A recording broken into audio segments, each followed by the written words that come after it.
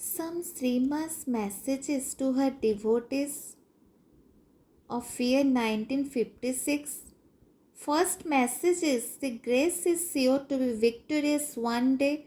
This message is of 18 January. I never impose my will on anybody. This is second message of 21 January of year 1956. I never impose my will on anybody. It is only when somebody asks me what is my will in order to obey it that I say clearly what my will is. But afterwards, if this same person shows displeasure or discomfort in obeying that will, I never insist upon it or use coercion. I leave each one free to do what one feels best. Then third message is of 2 February of year 1956. The Divine's love is always with you, and that is the only thing that never fails in life.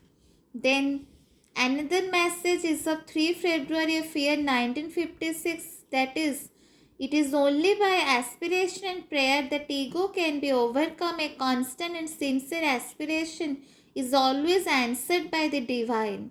Then another message is of 9 February of year 1956, that is, ignorance is a human general illness and nobody can escape it until one is united with the Divine.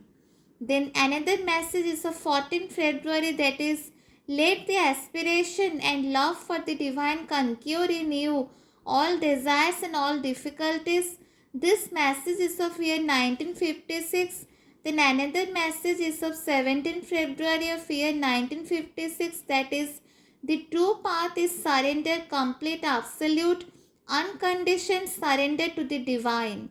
If you give yourself entirely to the Divine without asking for anything in exchange, if you merge your consciousness in the Divine, it will put an end to your sufferings, but the surrender must be total, unconditional, unbargaining and absolute, including all desires, all needs, your likings, your dislikings, your wishes, your wants, your wills, everything that constitutes your small person, and then you will find peace and your torments will come to an end.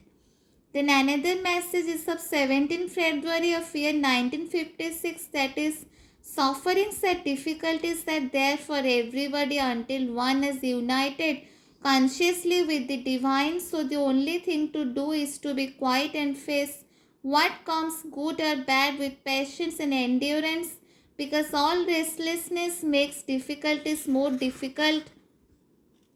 Then another message is of 23 February, that is, let the Divine's light, love and force save you from the clutches of the devil. This message is of year 1956. Then another message is of 6 March of year 1956, that is, as I told you, the great secret to get rid of all nasty things and to remove the veil between you and the Divine is surrender, a total, complete and constant surrender. Dismiss all bad thoughts and bad moments. By surrender, this is the victorious attitude and never fails. And to have the strength to do it, use my force and power that are always with you.